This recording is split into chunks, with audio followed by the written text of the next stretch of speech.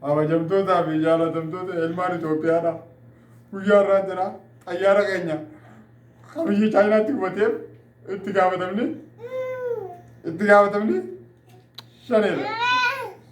Kanaafuu nuti har'aas boruus ilmaan Itoophiyaadha.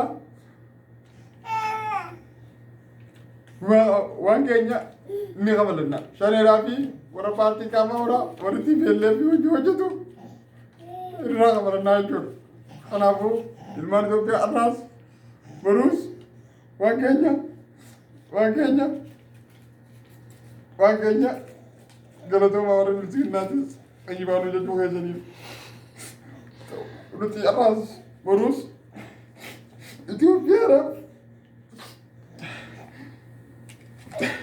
Itoophiyaadhaaf ni duuna.